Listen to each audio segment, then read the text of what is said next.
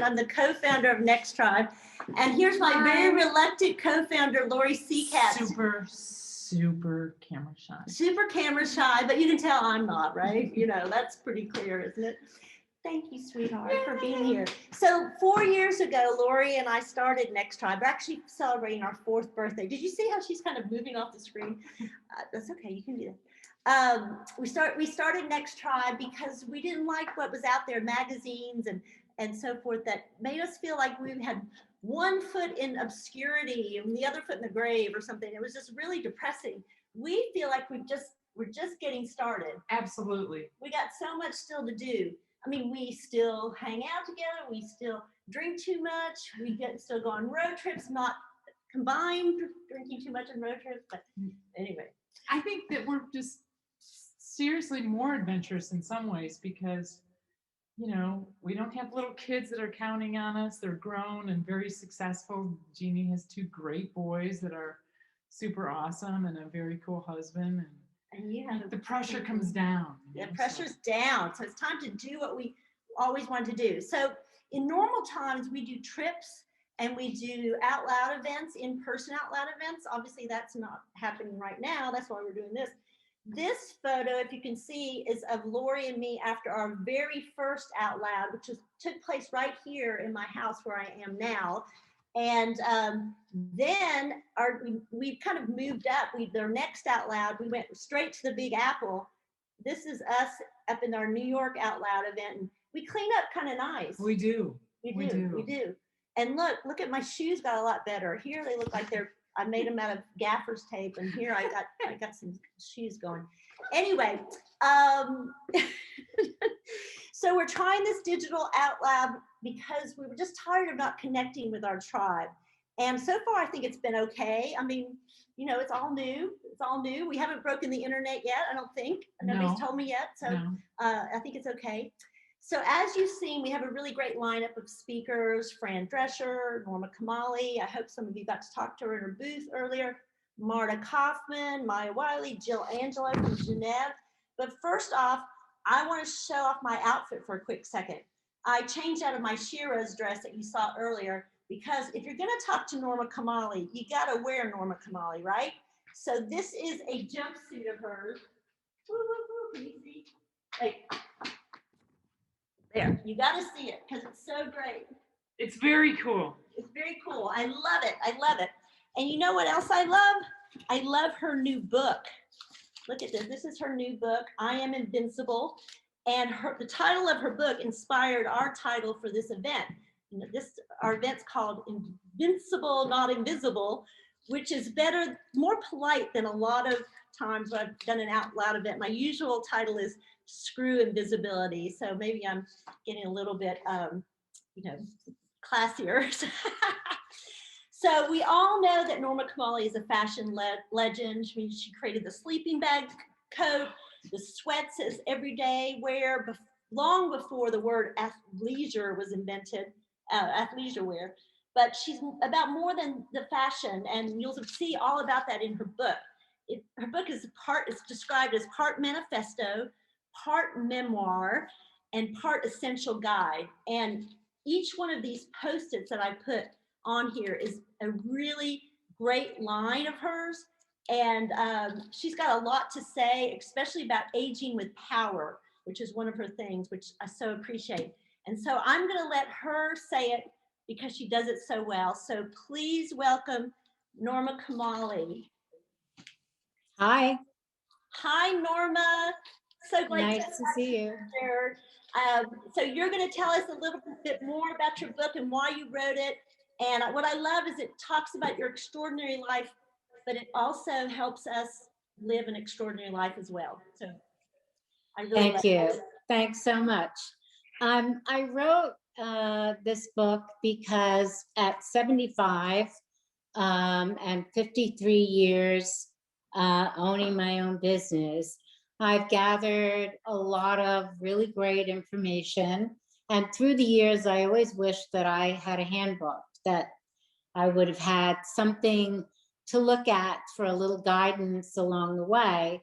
And through each decade, I've gathered all of this information about what we all go through as women from our 20s to 30s, the big transition of 30, where we get our first real, reality check. And sometimes there's a lot of tears shed in that 30th year, 29th year. And in our 20s, where everything is new and there's a lot of anxiety, a lot of pressure in not really knowing who we are or what we're going to do, and hopefully that our lives aren't being passed by and that we're on point, but that's part of the growth experience.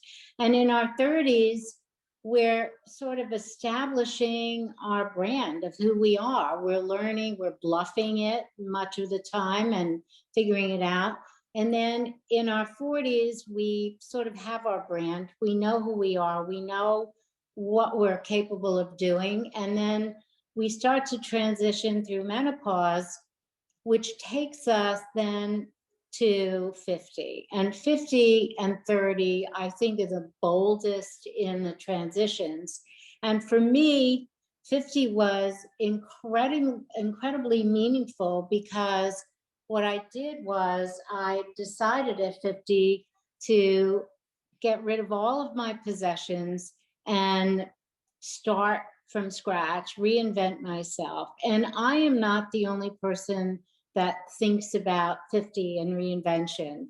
50 really is, that's where you take the time to reinvent yourself and think about the rest of your life, the decades ahead, and how you want to stay very visible, stay relevant, and be an important part of the world around you, and maybe the bigger picture of the world. So I started doing this book because a friend of mine was turning 50, and 50 of her friends were putting a birthday party together for her. And the theme was we were all supposed to come up with a gift for 50.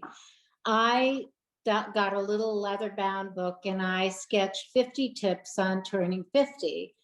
And it was a big hit. So I then spoke to a publisher that I was working with at the time and asked if it made any sense. And they said, yes, it does make sense.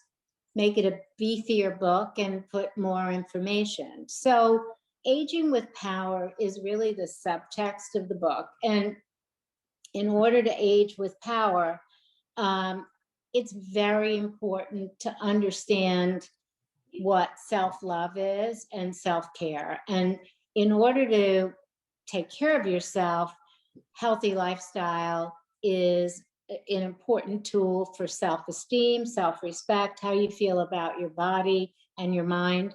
And so the three pillars of a healthy lifestyle are sleep, diet, and exercise. Sleep is 50% of that pie, and sleep is extremely important, and it's something you have to think about from the minute you get up in the morning. It's not something that you deal with when you put your head on your pillow. So when you get up, how much caffeine are you going to drink in the day? How late are you going to drink caffeine until? If you have a stressful encounter during the day, did you meditate in the morning? Are you meditating? Even if you don't meditate, to take time to even just go into a bathroom, close the door, turn off the lights, put the toilet seat down, and just get in touch with your breathing and your heart rate, and let everything slow down and start concentrating on very long, slow breaths. And if it helps you to count them and create a nice slow rhythm of deep breathing until you feel sort of a wash going over you of, okay, I've got this now. My stress isn't going to overwhelm me and be something I deal with when I go to bed. And then before you go to bed, be careful about how much you're eating. Are you eating spicy food? How are you dealing with the ritual before you go to sleep, and where you kind of look at the bedroom as this sanctuary? Do you have sheets that you really love and something that you wear just for bed, not for working out or for hanging out in the house, something that really feels good on and that you keep in your mindset for this ritual? I use a silk pillowcase. It's great for your skin and your hair, and I spray it with a scent that calms me down, actually a scent I created myself. And I make that ritual a really important part of what that night's sleep is going to be. And then the other very important part of this is, are you exercising? And if you exercise at least an hour a day, you're preparing yourself also for a good night's sleep, but you're also keeping your body healthy and fit.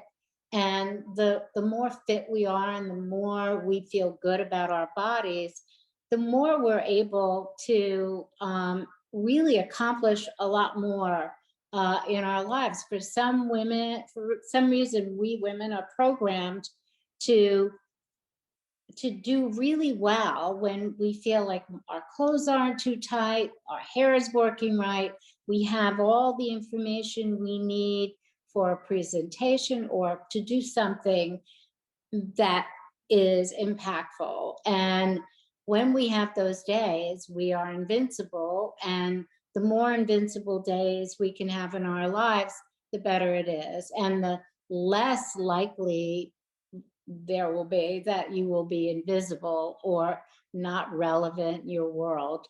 And diet is also, again, it's very simple. All of these things you can do right away. If you have a budget for food, I guarantee you we all buy and eat too much food. If we eat less food, but better quality and stay in our budget, not only is it better from a nutrition point of view, but it's also, we also feel better when we eat healthy food. And by simply clearing out your kitchen and only keeping good food in your refrigerator, in your cabinets, you can't go wrong, because every time you make a decision about what you're going to eat, it's going to be good for you. And what you decide to eat and how you decide to take care of yourself is self-respect and self-love. And it's as simple as an analogy of, you have a choice for dessert. You can have a piece of chocolate cake that is going to make you feel bad about yourself, even probably halfway through eating it, and you'll really hate yourself after eating it. Or you can have frozen blueberries and ground up walnuts, and it's tasty, and it's also great for breast health and great nutrition. And you end up feeling light and good and enjoying the taste of it, and also enjoying the thought that what you just ate is actually healthy for you. And food as medicine is a great thing.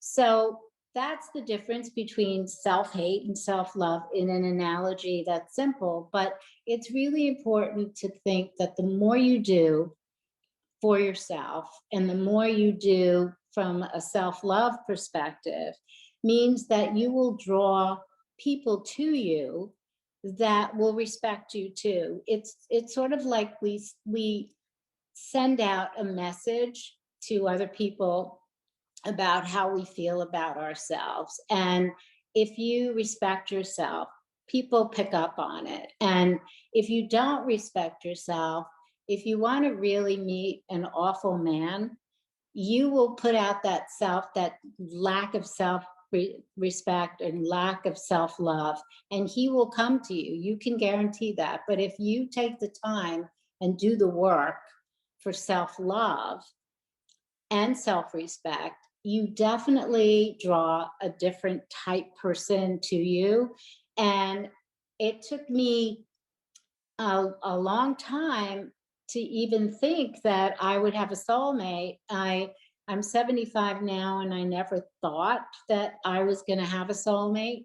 And at 65, I met my soulmate. And a lot of it had to do with me not doing the work early enough. But thankfully, it did come together. So I think the earlier you work on that, the more likely will be that not only will you draw the right people to you, the self-respect and self-love just creates an empowered human being. So I Am Invincible has lots of tips and my own personal experiences in each of the decades.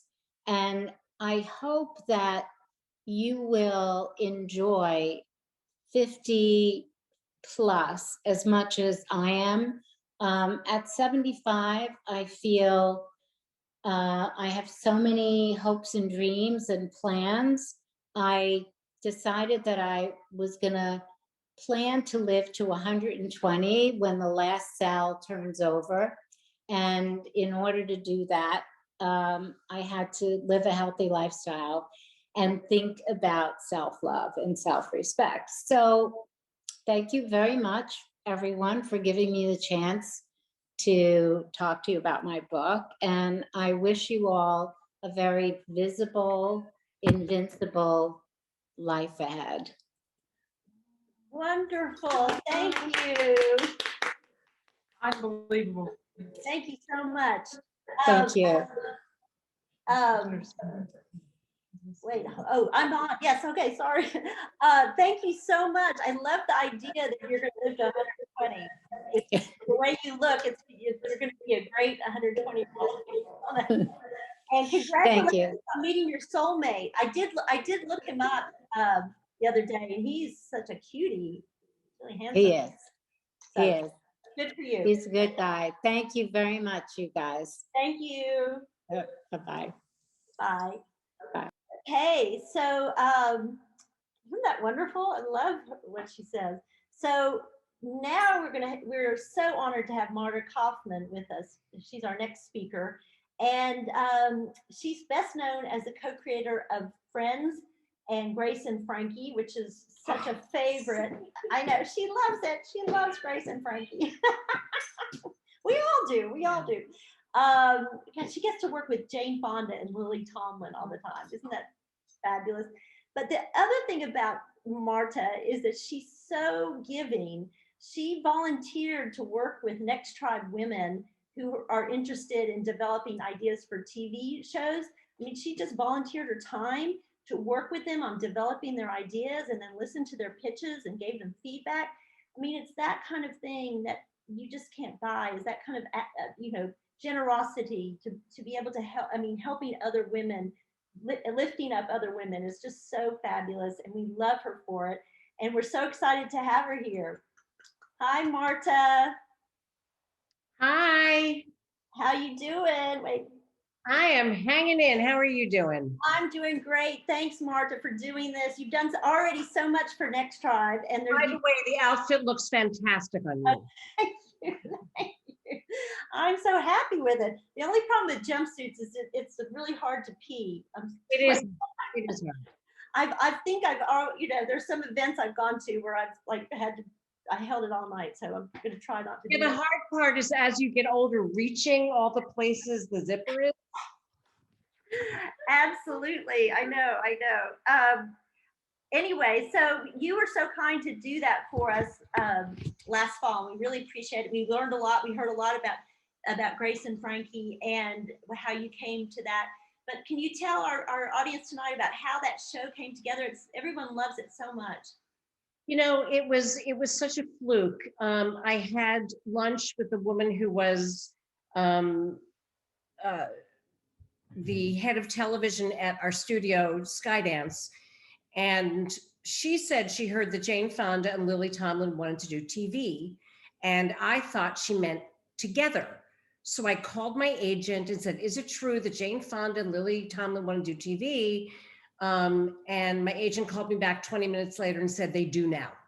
Oh, that's making things happen. Really. So we had Jane and Lily first before we came up with the idea. Oh, wow. And so I guess it wasn't too hard to come up with a great idea with those two involved, right? You know, it was pretty great, but I have to give credit where credit is due. My daughter, who works for me, she's the one who came up with the idea of two women whose husbands decide to get married. Oh, okay. Wow. Yes. Talk about life change. So that's a And good. starting your life over at any time. Yeah. Yeah. And that's what the one thing I was thinking is that the show is entertainment, but it feels like more than that to us. I mean, it feels like it's sending a message that we probably already knew about ourselves, but maybe society didn't know, and they needed to be reminded of what we have to offer. Do you see that? I do see that. And I think the message of the show really is you can start your life over and redefine yourself at any point. And I agree with Norma that 50 is a big mark. But I think there are a lot of big marks depending on your life. There are a lot of big moments. And redefining yourself requires letting go of an old identity and drive. Yeah. And the desire to do something. And did you feel that? I mean, did you go through that in your 50s? Oh my God, it was awful. Yes, I did go through it in my 50s. Friends ended. I turned 50. I went through menopause, and my oldest daughter left for college all at the same time. Oh my gosh. Oh, no. But I have to say, I mean, what all of that together told me is there's a change coming. And I actually found menopause to be a gift. Explain That that. Explain that. it opened new doors for me. I mean, you know, there's something about being in your years where you can have children, and there's something about being in your years where it's no longer about that. It's no longer about, you know, your reproductive system. It's now about what do you want to do? Right. Yeah. What do you want to do? And your body's not going to hold you back in any way from doing that. That's so true. And I want to say another thing. I was thinking about this. I learned a very valuable lesson when I turned 60, which was I didn't have to finish every book I started. I love that. If I started a book and it was pissing me off, I could close it. And then what I realized is that I could do that with toxic relationships as well. Oh, wow. Yes. It really extended beyond just, you know, this book is making me depressed to, you know what, this person makes me depressed. She sucks the life out of me, or he sucks the life out of me. And there's no longer a need to be involved in those relationships, and just surround yourself with people who love you and lift you up and who you can lift up. Yes, I love that. And which is a perfect segue to my question about friendships, because you and beautiful Amy Ferris, who I think is here tonight, did an event for us where you talked about friendship, and and that makes me think you must be the ultimate expert on friendship, doing Friends for so long, and then doing Grace and Frankie, which is based on such a great friendship. And I just think, how important has female friendship become to you at this stage? You know, my female friends are my circle of angels. They are the most important, besides my children, the most important people in my life. And I have some from way back and some as new as Amy, which I gotta say is one of the most wonderful miracles of my life in my mid 60s. To find women who are there to support you, be there for you, talk to you, listen to you, and for whom you can do the same. It's I've always felt that women were my most important relationships. Don't tell my ex-husband, but even with that, because I found that I could talk to another woman about anything with no expectation, with no, they're not going to try to solve my issues. They're not going to, try to fix anything, but they're just going to be there to listen. Yes. And that's, and we all need that. I mean, we've written about how your friendships become so much more important as you get older, and not having a good friendship network is as bad for your health as smoking or something, because it's so important to just engage and connect.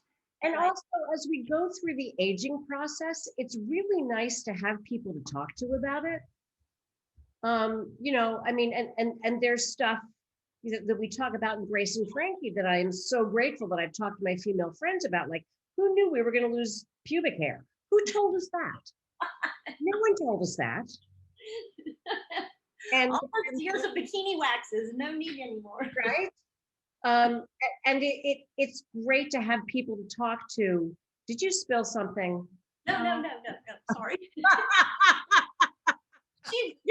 My good friend didn't want me standing on the cold floor, so. So anyway, it's I think it's valuable for everyone to have people with whom you can talk about anything. Right. Yes. And so, what are some of the things that you talk about with your friends about the aging, besides the loss of pubic hair? Is there anything else that is that a bad thing? No, it's not a bad thing, I don't think. Everything from what it's like to look at your aging face and body and know that I'm not the only one who's surprised. Right. To our hopes and dreams,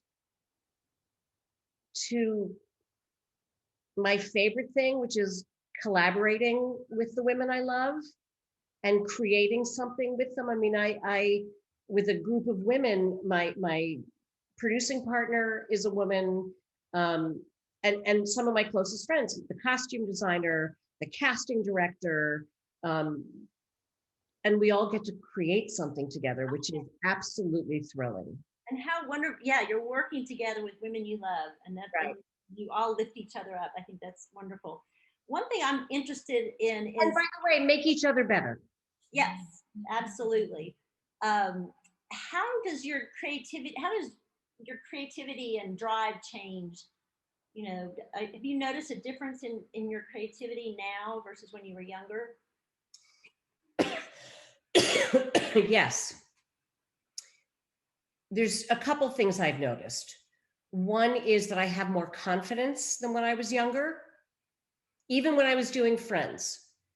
My confidence changed when I started doing Grace and Frankie. I began to know myself and know my process. Mm-hmm. Where I didn't understand it fully before, I began to understand after I turned 50, I have a process. And when I write, I have to ride waves.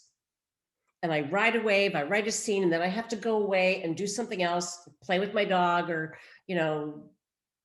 do something.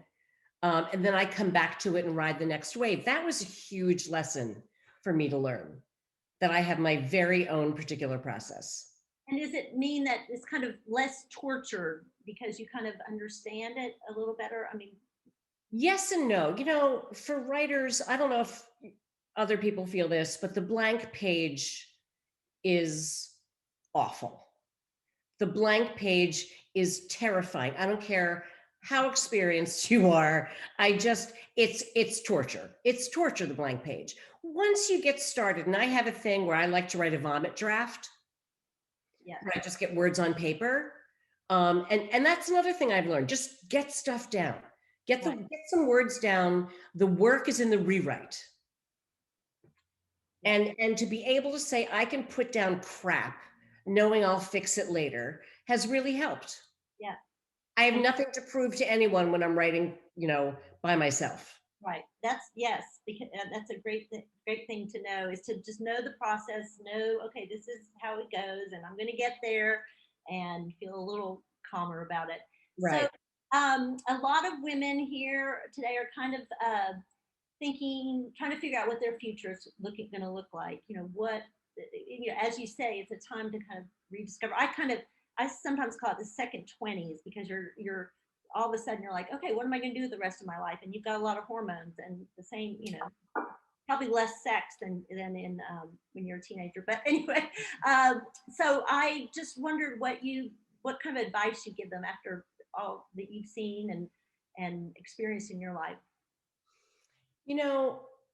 I think I would say dream big, push yourself to do that, believe in yourself, and find what you're good at. We're all good at many things. So find what you're good at, which will also bring you joy.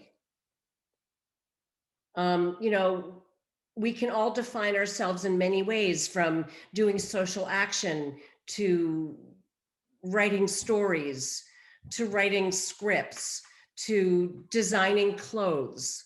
And I'm not saying that at 60, you can have much more than the vibrator business that Grace and Frankie had, just because it's hard to get something, fully off the ground. But you can't let your dreams float away. They keep us, I believe, in a weird way, rooted to who we are. And there's nothing better than being creative. There's something so beautiful about creating something. Right, yes. No matter what it is, right? I mean, what it is. It doesn't have to be a blockbuster TV show. That's right. Your own passion. Well, thank you so much, Marta. I always pleasure, Jeannie. You're so inspiring, and maybe one of these days, if once Grace and Frankie starts filming again, I'm going to hit you up. Can we get a Next Tribe outing, little fangirl outing? If the COVID rules allow it, yes. Okay, you heard it here, everyone. I can't tell you how much I appreciate, and even my husband as well, who likes kind of blood and gore television, like how we appreciate humor in television and what you brought, because he loves both your show. I mean, Friends is. Oh, thank you. Gracie, oh my God, Lily Tomlin and Jane Fonda. In this time, I don't want to see disturbing images on TV of bad behavior. I want to see the funny light side, and so does he. And I mean, and you're insane. Let me say, for everybody who's listening, Jane Fonda and Lily Tomlin are the shit. Oh yeah, we know them. I love them. They have more energy than anybody I know. They stand behind what they believe in. They do many things, and it is such an honor to get to work with them on a daily basis. That's great. I love it. So maybe we'll get to see them someday and get a sneak peek. Thank you, Marta. Thank you very much. Thank you. Bye-bye. Okay, gosh, that was great. Who's on for a field trip to the Grace and Frankie studio? So next I want to introduce you to the CEO of one of our sponsors. And I am so happy that I found her. It's such a treat, because we're kind of on the same path. We're kind of working the same, we have a similar mission of empowering women at this age and blasting stereotypes and ending all this hush-hush stuff about perfectly natural processes or processes. So I am going to introduce you to Jill Angelo. She's the founder and CEO of Geneve, a one-stop shop for menopause care. She's named to Inc.'s top 100 female founders of 2020. Jill is taking the shame out of menopause by providing free education, telehealth-based doctors, and coaches and wellness products for the modern woman. But even more, she's building a movement for women to educate women when it comes to health in the second act of life, which, you know, Jill, welcome. I mean, you really are doing such great stuff, and I love you. We've talked before, and we have done a story about you. You've had me on a podcast, which was so nice, and I'm just thrilled to have you here. Thank you, Jeannie. It's fantastic to be part of the show and the event. I love the energy that there's nothing like bringing women together. And when you bring them together with such fun and energy, I think that's just, it's really motivating. So thanks for having me. Oh my gosh, you're great. And I know a little bit about your story. It's a great story. And I just want to say to everyone, I just want to make it clear that what's so cool about Geneve is you can go on their site and you can, you know, we all have these questions about menopause, and Jill and I have talked about this, that people, you know, even our moms haven't really talked to their daughters about menopause. So when it happens to you, it's kind of like, what? And you don't know where to turn. But Geneve has created this place that is the place to turn, where you've got advice, you can talk one-on-one to people, you can set up telehealth conferences, and there's all kinds of supplements and some lube and some other things that what you're going to need at this time of life. So it's a great company, and you've been recognized for it. And it's also, sorry, I had a little mouse making a noise. When you started Geneve and you were doing research into the business, what surprised you most about women in menopause? Yeah, you know, I think more than anything, when we started Geneve, like we started as a lube company. We started with lubricant. That's what we had to sell. And we thought, you know, let's do some research and let's talk to women. And what the key question was like, how did you prepare for menopause? And we talked to 1,500 women. And the overriding insight out of those conversations and that research was, I was completely unprepared to start the conversation. So we knew, okay, you know, we've got to start providing education and giving women the words and making them aware. And I think it's disheartening that the number one question we get from women when they find Geneve is like, am I normal? And someone said to me the other day, this is the first time in our lives where we want to be like everybody else. We don't want to be, you know, unique or what. I guess maybe when we're in junior high, but you know, you want to know that you're normal. And so I think the biggest surprise for me was that, you know, there's no talk that we have for menopause, like the sex talk or like a period talk when we're girls. And so the biggest surprise was how uneducated women are, and we all are. And when I started the company, I was like my early 40s. I'm 47 now, totally in perimenopause. And so I'm in the right age group. I get it. And so we're just like really working to drive that conversation and use women to educate other women. That's the most powerful thing we can do. And so what I love too is that you have a community. So it's not like online, you have an online community, right? That people can talk to you like, oh my God, I hot flashed 50 times yesterday and that. And that's very empowering, right?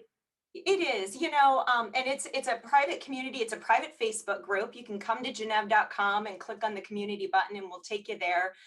It's private. You'll have to answer a couple questions because we don't want trolls in there. And women are dialoguing every day. They're bringing their questions, they're venting, they're celebrating each other. Because anytime we go through a transition in life, we need a supportive community. And menopause is definitely one of those transitions. You know, just even your conversation with Marta just a moment ago around the power of Grace and Frankie being friends in this supportive network through such transition in life. And you talk about that in the work that you do at Next Tribe. It's just so powerful. And menopause is no different. Yeah, and so being around now a lot of women who going through menopause, or and what do you see of the strengths of women at this age? We focus a lot on, like, oh, my body change. We focus a lot of what's not going well, but what are some of our strengths now? Yeah, we know who we are. I wrote down Marta's quote about menopause, like, you do what you want to do. Your body's not holding you back anymore. And so the strengths are, we have confidence. We know who we are. We put up with less, which gives us more independence. And we want to feel great. And I think, to me, the women who come to Genève, they work with our doctors via telemedicine, or work with one of our health coaches on their lifestyle changes that they need to make to feel better. The women who come with the mindset that, like, I want to feel great and be independent because this is the time of life where I get to do that. Those are the women that really are thriving through this time of life. And what about you? We always ask people, how are you aging boldly? But now, I mean, I'm sure, like, when you started in your 40s, you must have had an image of what it would be like to age. How has that changed, and what are you doing to stay bold and strong? And Yeah, in a way, and as everyone says this, like, I feel in my mind I haven't aged, and so I kind of think of myself as the same person I've always been. I guess the most positive thing, and especially it's had to come with starting a menopause company, I can't care what other people think about me, because if I did, I would not be talking about my perimenopause. It would hold back, the whole company would hold back the mission of what we're trying to achieve. And so I'd say, to me, aging boldly means getting comfortable in my skin, not caring, stop. I'm no longer the people pleaser that I have been throughout my entire career and my entire life. And it feels really good. And I love it. that's fabulous. And so, what would you say the most important thing for women to remember when they're going through the menopause journey? Let's call it a journey. I think it's important that we kind of, we're not prepared. You've established that. So what should we know? It is a journey. And we often say it's a 20-year journey. Like, it's 10 years in perimenopause. Menopause is a day. It's the 12-month birth date of no menstrual cycle. And then you've got another 10 years of postmenopause. And so when you think about that journey, and some of the most important things to remember is that there's a light at the end of the tunnel. A lot of women who are experiencing menopause symptoms that are it's really like, messing with their quality of life, like they can't sleep, or they've gained some weight, or, they're a little foggy in the brain, or sex hurts. Like, that's real for so many women. It changes, it gets better. And there's also, you don't have to suffer through it so much. Like, I think we commonly think we have to. Sometimes traditional doctors will say, you just suck it up, or it's in your head. And that is really what drove us at Genève to actually bring on, we have 25 gynecologists. We serve women in all 50 states. That's what drove us to bring on specialists that say, no, you don't need to suffer. Like, there are things you can do, whether it's medications or supplements or lifestyle behavior change. Like, look at Norma and the incredible, health and amazing life that she's living. You don't have to suffer through this journey. And we're here to help you and support you in whatever way that looks like. And why do you think we've gotten the message that we're supposed to just suffer through it? Is that because that's what our mothers did? Or is it people don't even want to acknowledge that it happens? Yeah, it's been so shameful and such a taboo. The fact that we didn't hear much about it from our moms, or we don't talk much about it. Another surprise in this business is, I thought there'd be more virality in what we do, and women still are not 100% comfortable talking to other women about it always. And that's okay. It's personal. Every woman goes through it differently. And yet I think we still need to drive on making it okay to talk about it and not feeling so shameful, because I think that's liberating. When you start talking about it, I know for me, I'm very comfortable talking about menopause. It's amazing what women will write to me and email and share with me. I'm a safe place. I get it. And I will help them find some help if they are looking for help. So I think, again, the reason why we suffer, women, we're really hardcore, I think, in some ways, but we kind of think, oh, we just got to suffer through it and put up with it because that's what society has told us for so long. And that's, we hear about it. They just like, yeah, it's not the case at all. I always wondered, it was like, I mean, talking about it, it really helps in this respect, because when I'm in the heat literally of menopause, I'd be like, am I going through menopause or am I just a bitch? I don't know. That or your inner bitch is coming. No, I'm kidding. No, but it is, you kind of put up with less, and some of that's okay. We're finally kind of speaking our mind. Some of that's all right. And yeah, there's some moodiness that comes with it. Breathe deep, and we've got ways to help you with that too. But yeah, you might not be your best self all the time, and that's all right. Give yourself a break. And what I love too is, and people can do this in your booth, but they can actually take an assessment of where they are in the menopause. I think, I think I did it, and you guys were like, oh my God, help her or somebody. Yeah, no. Not at all. We were like, that's Jeannie. No, the assessment at the end's like, thanks, Jeannie. Yeah, no. The menopause assessment on our website, it basically, like, the two questions I said, women always ask, am I normal? It answers that. And number two, it helps you understand where you're at in that 20-year journey. We've assigned 5 different phases or types to the menopause journey. And it just helps women understand, okay, is what I'm experiencing, like, you report kind of the symptoms you're feeling, and then it helps you understand how that correlates to where you're at in the journey, and just gives you some rationale around, what I should be expecting. And then what can I do about these hot flashes or the I can't sleep nights or the moodiness or even random things like heart palpitations and tingling fingers or thinning hair. Like, we hear that all the time, or skin. It's all part of it, and it's normal. But if you're a bitch, there's just no help for you, right? There's nothing. I'm just like Next Tribe to surround you with big hug. Anyway, but I really encourage everyone to check out the Genève booth, and we're so grateful to you for being a sponsor of this event, because it's so much fun to have you here and to help bring all these women together. So please, I don't know, Jill, if you're going to be in your booth later, but if you are, make sure everyone to go visit her and say hi and find out where you are in the journey of menopause. Absolutely. Thank you for having us, Jeannie. Thanks for doing this and for bringing women together all the time. We're just a huge fan of yours. So keep it up. Vice versa. Okay, thanks so much.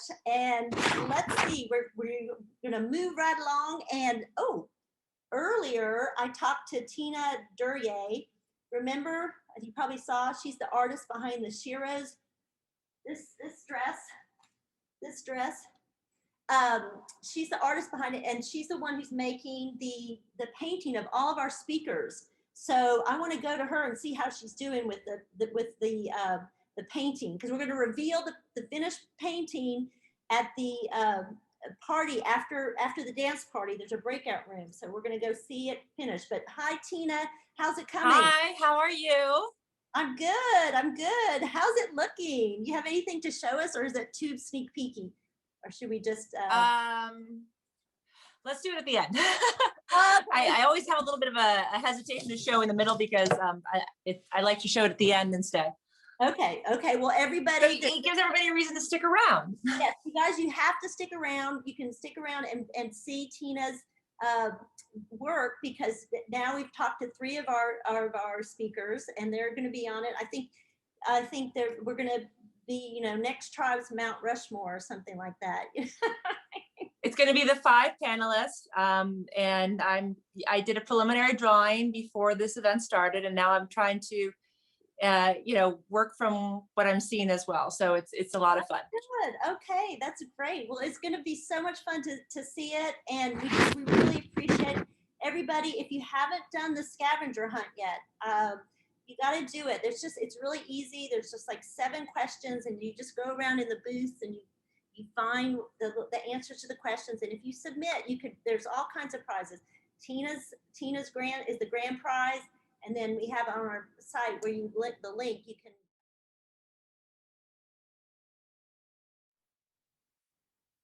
Oh, excuse me. I was just spending the break doing a little skincare, because why not? This little booger is a fascia stimulating tool, and it's made by Pause Well Aging, one of our sponsors. And it's used to stimulate blood flow and boost collagen production. And Poswell makes all kinds of great products exclusively for women our age, women going through the 3 stages of menopause. So they've got us covered here.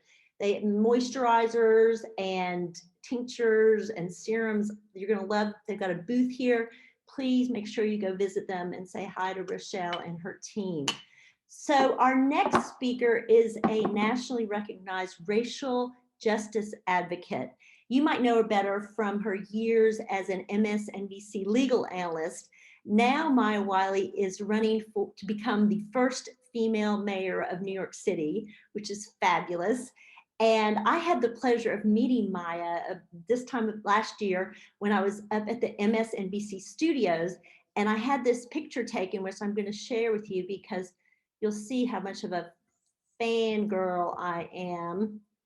Here we are together, and besides this weird little thing sticking out from my head that makes me look like a pincushion, you'll notice this giggly look on my face. I'm just so thrilled to meet her in person, and I'm just thrilled to have her here today. So hi, Maya. Thank you so much. Welcome to our Next Tribe Out Loud event. We're so honored that you're taking the time to speak to us. So great. And oh, thank you. I'm honored to be with you and excited. And we're so excited. We loved you on MSNBC as an analyst. We even did a story about you, as you know. But now you have all kinds of new exciting things going on. And so this year we've had the first female vice president. Might be some nice symmetry having the first female mayor of New York City. What do you think? I think it's time. I think it's past time. So yeah, absolutely. And I'm so excited about Vice President Kamala Harris. Yes, that must mean a lot. It means a lot to all of us, I think. It's just, I'm not sure if I was going to live to see it, but now we've got to have the president, right? And I wore my purple. Oh, just for her. Yes, that great purple. We did a story about her purple coat and all the coats. So why could New York use a woman running it? You know, look, we are in a historic crisis. It is a crisis that has laid bare so much of what was broken and so many people who were hurting even before COVID struck. But that means we need a change maker. And who makes change? Women make change, particularly when we're in a time when we have to pull together. And the divisions that we've seen as a result of Donald Trump and Trumpism, because it isn't just Donald Trump, right? As we saw with the insurrection on January 6th, that horrifying insurrection. But the truth is we have these divisions in all of our communities, and we're not immune in New York either. So we have to have leadership that calls us together for a higher purpose, and it's a purpose where we're going to create a path to prosperity for all of us. And do you think women are especially suited to kind of bringing people together? I do. And it's not because women are soft and touchy-feely. You know, that's the stereotype. Right. It's because we listen and we recognize that in order to do big, bold things, we have to actually do them in collaborative ways. And that's not softness, that's smarts. And I think that's what we bring, right? And we don't have the ego investment in being right, because that's what gets us people like Donald Trump. Our investment is in people, in families, in community, and in making sure we're all taken care of. And we know that to do that, we got to partner. And that's what we need in these times of division, these times of crisis, these times of humanitarian pain. So many people hungry, so many have lost family members. So we need that. We need that.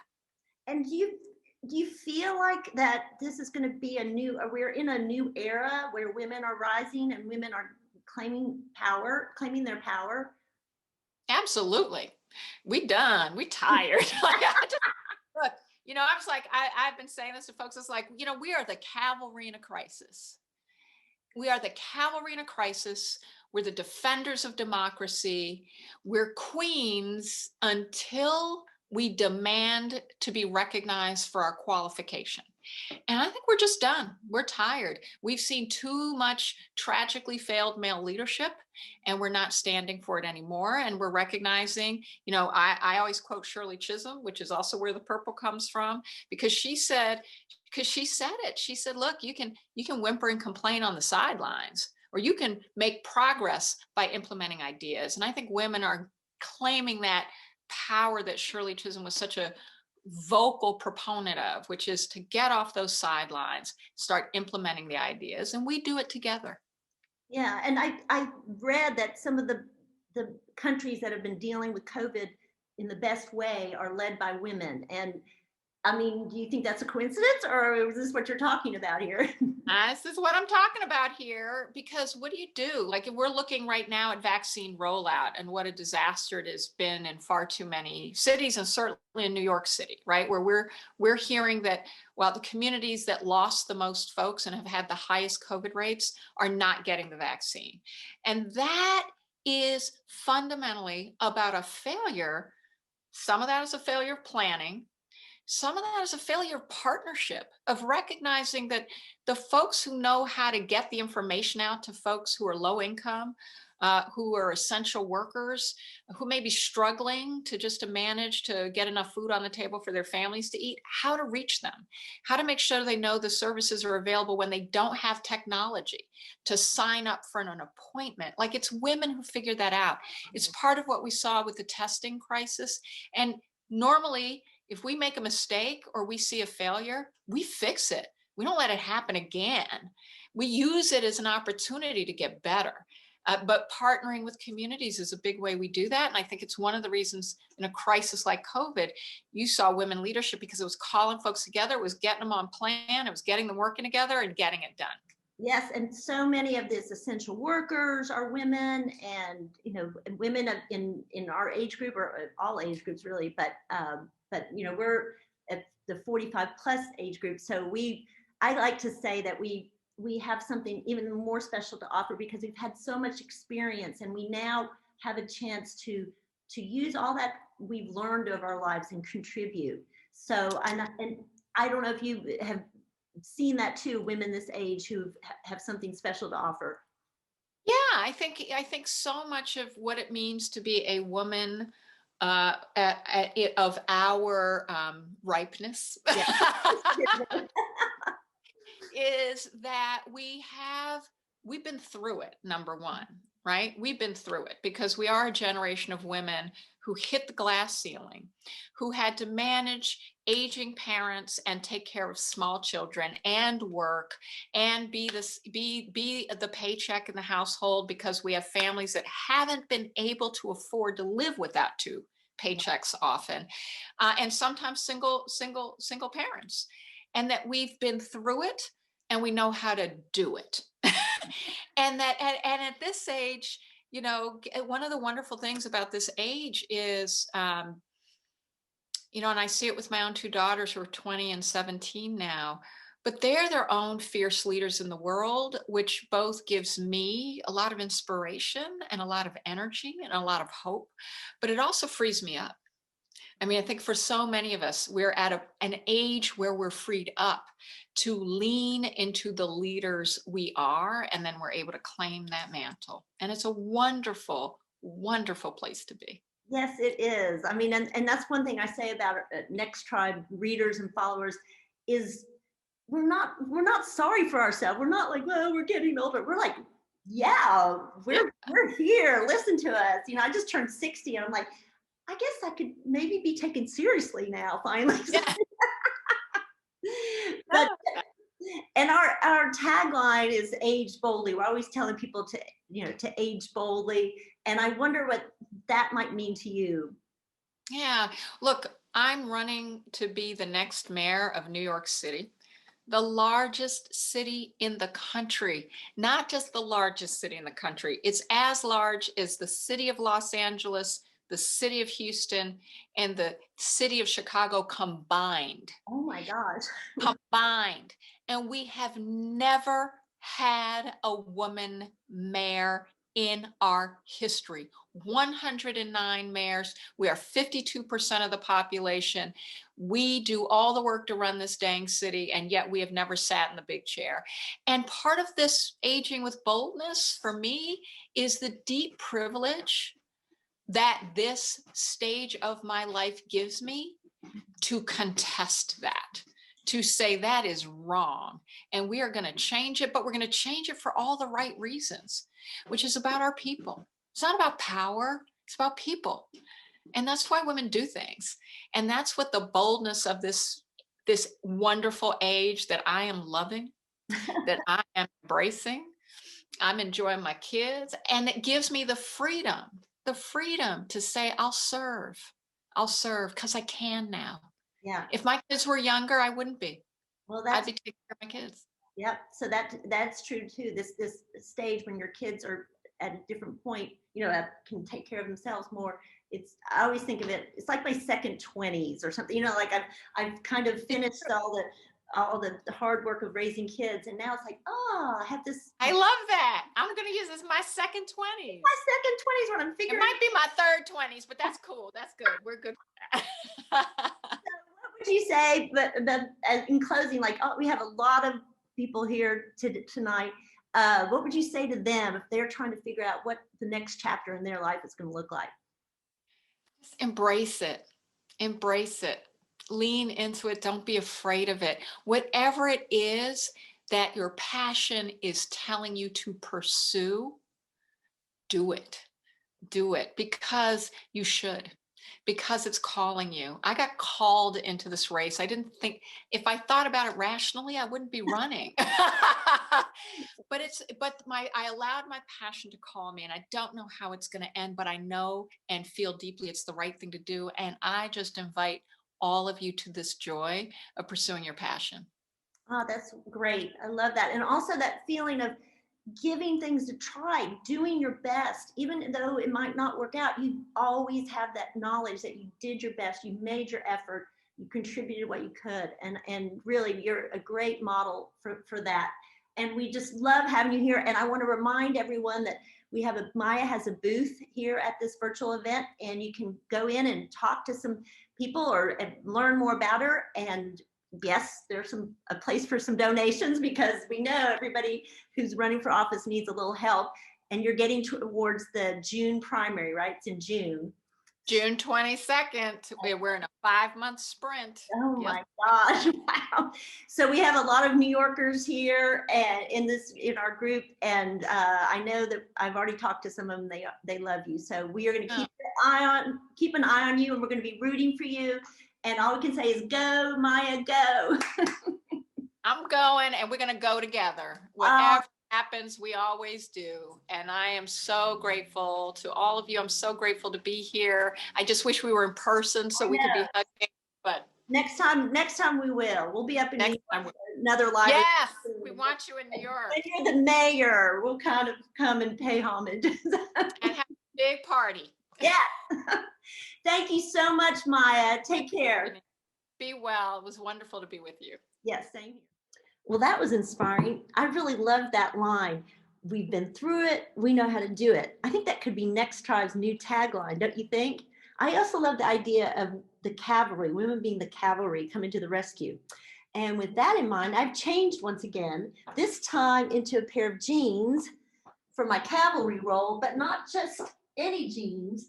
These are Measure Made jeans. Measure Made is one of our sponsors, and they've got this fit thing figured out. Usually with a pair of jeans, if they fit in the waist, they're too big in the hips. They fit in the hips, they're too big in the waist. Or we've got something going like this, like a nonstop wedgie, which is not fun. But these are great. And the way they do it is that you can take a quiz and it figures out not just your size, but your shape as well. After all their years of research, they've determined that 94.8% of women fall into one of 3 shape categories. Beatrice Purdy from Measure Made is here. They have a booth here. So you need to go talk to her. You can take the quiz, talk to her about how it all works, and you're going to fall in love, I promise. So our next speaker is Fran Drescher. And when you think of Fran Drescher, you probably think of 1, that incredible voice, and 2, her zany role as the nanny in The Nanny. But she has a more spiritual, thoughtful side that, which she'll tell you was born out of tragedy. She used her experience with uterine cancer to found an organization and a movement called Cancer Schmancer, which is so Fran, and it advocates for a more whole body approach to wellness, for early detection and prevention and policy change. It's really remarkable. And I'm going to let her tell you all about it, but we're so happy to have her here. Fran Drescher. Well, hi, I'm Fran Drescher, and hello to all of you Next Tribe viewers. Thanks so much for being here today. So what are we going to talk about? Aging boldly. Yes, that's right. How do we gals age boldly? Well, I'll just share with you a little bit about my life experience and how I've learned, frankly, the hard way, on how to age boldly. So I think like many women, I started out feeling like I needed to be a people pleaser. I was more self-conscious about the way I looked, the way I walked, what I wore, did I have makeup on, all of that stuff. All of the things that culture tells us is important. Basically, we're objectified from a very young age. And then as I got older and I got more self-confident, more self-loving, more self-aware, I began to let go of those ties that had bound me for many years. So they say that women age like fine wine. They get better as they get older. And yet culture kind of contradicts that, wouldn't you say? Because we live in a male-dominated society. And that's why we have to be grateful for movements like this, where we can congregate and talk to each other and learn how to advance without the oppression of the male influence that is very visual and maybe more sensitive, or should I say insensitive, to the fact that a woman is actually getting better, richer, deeper, more engaging as she matures, but maybe no longer looks like she did when she was 20. And that's okay, because we're on a journey. And frankly, ladies, you're on the journey with your soul. It's you and you till the end of time. And everybody else is simply a player in your story. And things happen to you, and people cross your path. They are presented to you to offer you an opportunity of growth on your journey of self-refinement. I myself embrace the Buddhist philosophy, or I like to call myself Buju. So that means that I try each and every day to practice letting go of all of those superficial things that we think are important. Life is about letting go, not getting so attached to things, to stuff, to physical beauty. It's all about what's on the inside. It's all about how connected your head is to your heart. That is one of the key things, fusing your head to your heart. Don't live a double life. Don't say one thing, but in your heart feel another. Don't do that. That is only going to create dis-ease in your body. Now, I have in my life been a victim of a violent crime. I was raped at gunpoint by a man who was on parole, who I didn't know, who broke into my house. I am a cancer survivor. I had uterine cancer, and I think part of the reason why I ended up getting that was because of the trauma of the rape that I experienced and didn't fully connect with my pain, because my MO was always pick yourself up, dust yourself off, and keep on going, and don't indulge your feelings, your pain. Well, I don't think that way anymore. You have to feel your pain. You have to sit with your pain. That's part of the experience of this life. And so it's almost poetic that I would have ended up getting a gynecologic cancer because I didn't really deal with the pain from the rape. So I am constantly turning lemons into lemonade. And I promised myself that should anything bad ever happen to me again, I would absolutely learn to sit with my pain, learn to make it about me, learn to ask for help. It's actually kind of narcissistic to only give and not receive, to not give other people the pleasure of giving to you. I was like that. I'm not like that anymore. I can receive. I can say thank you. I appreciate that. I can say I'm sorry. That's my bad. I didn't mean to hurt you. I never would want to intentionally. What can I do to make it up to you? I can say I can't do this alone. Please help me. I have needs too. I put myself into the equation now. I understand that this is part of being a well-rounded individual. And the more I learn self-love, the more I can say to myself, I love you, Fran. I know how wonderful you are. It's Fran and Fran till the end of time. Then the less I worry about what other people think. And when things happen, like I'm diagnosed with cancer after 2 years and 8 doctors of being misdiagnosed, I kicked and screamed and cried and said, why me, Lord?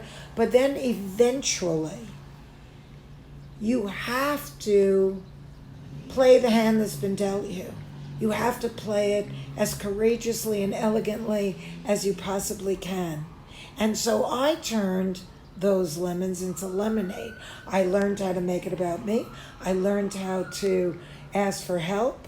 I put my relationship with my ex-husband on a new shelf, a loving friendship. And also, I started the Cancer Schmancer movement. So now I turned my pain into purpose, which is very healing. I also wrote what became the New York Times bestseller, Cancer Schmancer. So all of these things help make sense out of the senseless. Because let's face it, ladies, nobody leaves this planet unscathed. Growth is painful. That's why they call it growing pains. And on one random Wednesday afternoon, when life bites you on the butt, and everything that you thought was, is no longer, you're going to have to come up with a new plan for where you're heading. And the cure for my cancer was a radical hysterectomy.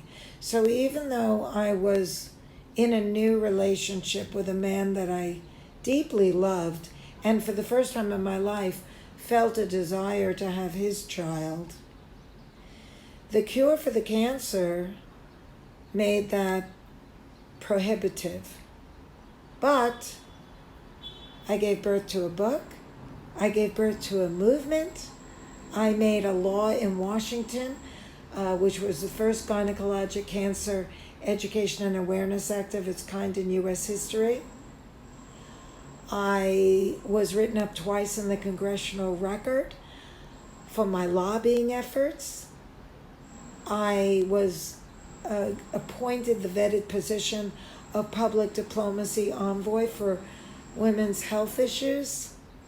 I went all around the world speaking to our allied nations through the U.S. State Department as well as our military, telling people the Cancer Schman's mission statement, take control of your body, learn how to prevent dis-ease by detoxing your home, by thinking about what you put in your mouth, all your personal care items, all of your cleaning and gardening supplies, because how you live equals how you feel. So why am I telling you that? Well, because I want you to be well, and that's my life mission now, to help you help yourself, but also to show you that my life didn't end up where I thought it was going. It went in a whole different direction. But I took the hand that was dealt me and I turned it into something that gave my life a purpose, an understanding. And because of that, I'm in deep gratitude. I'm not glad I had cancer. I don't wish it on anyone, but I am better for it. I'm much more sympathetic and empathic to other people's pain. I became a better actor because I was in such depths of despair, and I learned how to call upon that for certain times in acting roles. I started the Cancer Schmancer movement. I wrote the book, all of these things. So bad things happen to good people, but sometimes the best gifts come in the ugliest packages. So remember, ladies, age boldly.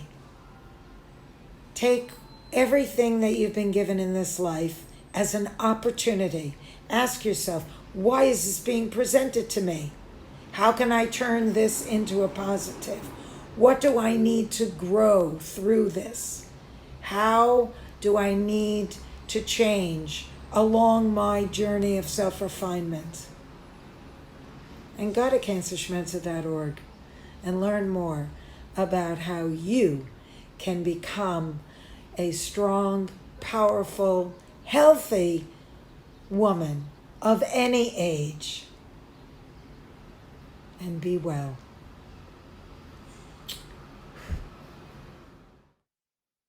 Was that touching or what? Don't you have new love for Fran Drescher? I so related to that idea of life not really turning out the way you planned, but making the best of what you're dealt.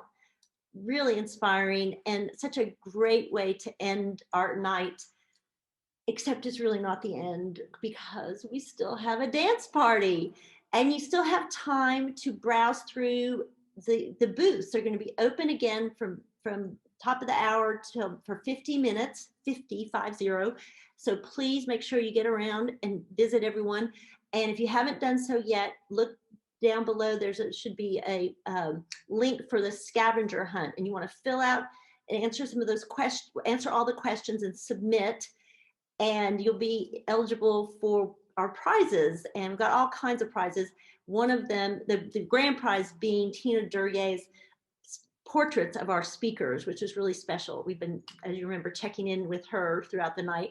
And through the wonder of digital technology, we can dance and browse at the same time because we are multitasking women, and this is just something we can do. So I'm going to change once more. I'm getting out of this jacket and putting on my party jacket. And this party jacket is a original made by Nudie, who is a designer who made clothes for Elvis Presley, Conway Twitty, Liberace, and you can see that kind of influence. I have a great story about this. I wrote about it, but I'm just going to say to you now that I save this jacket, wear this jacket when I'm pretty serious about partying, and I'm pretty serious tonight. So got this on, and I'm about to hand it over to Amy Kowadler, our dancing queen. Amy has been to all 3 of our beach retreats, our Next Tribe beach retreats, and one of the great things is she, down at the beach, she'll lead us in a dance party that is just epic. So much fun. We all get exhausted and have the best time. So I just had to ask her to lead our dance party tonight. And we're just thrilled. And by the way, if you are interested in going to our beach retreat, which is amazing, we still have slots open. We just opened registration for 2022 because aren't we ready to travel again? Yes, you're going to love it. I hope you'll come. And now I'm going to turn it over to Amy. We're going to dance. We're going to dance. We're going to dance and have some fun.